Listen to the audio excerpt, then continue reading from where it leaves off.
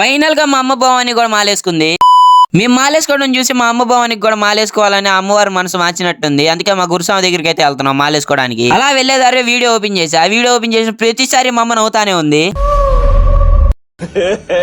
మా అమ్మ బండి స్టార్ట్ అయిన కానీ నుంచి అడుగుతానే ఉంది, బండిలో పానకం పోపిచ్చారా అని. నేను పోపించానే నాగూరు భవాని అన్నాడు. నాగూరు భవాని పోపించాడేమో అని చెప్పి నేను అన్నా. తీరా చూస్తే ఇద్దరు ఎవరు పోపిలా. ఇంకేముంది, సగం దూరం వెళ్ళినాక ఆగిపోయింది బండి. అలా తోసుకుంటూ వెళ్తుంటే వేరే సాములు వచ్చి కాలేశారు. నాగూరు భవాని ఎక్కించుకొని పెట్రోల్ బంక్ కాడ ఆగుతారమ్మన్నాడు. ఆ బండి నేను కూడా ఎక్కి వెళ్ళిపోయినా బాగుండేది, మా అమ్మ దగ్గర నుంచి కోటింగ్ తప్పేది. అలా మీరు నడటం కష్టపడతాం చూసి వేరే ఆటో సామ్ అయితే వచ్చి లిఫ్ట్ ఇస్తారమ్మన్నాడు. మాకేం తెలిసి మేము డబ్బులు అనుకొని వద్దన్నాము. మా అమ్మ మళ్ళీ కోటింగ్ పెట్టింది. ఆ బండి పెట్రోల్ పోపించినా స్టార్ట్ అవ్వట్లేదంట. అందుకే నాగూరు భవాని నా బండి కాడ నుంచి నేను మా అమ్మ ఆటోలో వెళ్ళినాం మాలేసుకోవడానికి. ఫైనల్ గా ఎలాగోలాగా అమ్మవారి దయతో మా అమ్మ అయితే మాలేసేసుకుంది. అన్ని కోటింగులు తిన్నాక మాలేపించిన మా అమ్మకి శివాలయంకి వెళ్ళామని శివాలయంకి వచ్చాం. ఈ చిన్న సమయం మన సబ్స్క్రైబర్ అంట. ఆ బండి ఎలా స్టార్ట్ చేసామని నెక్స్ట్ వీడియోలో చెప్తా. ఈ షార్ట్ మీకు నచ్చితే ప్లీజ్ లైక్ అండ్ సబ్స్క్రైబ్ చేసుకొని వెళ్ళొచ్చు కదా.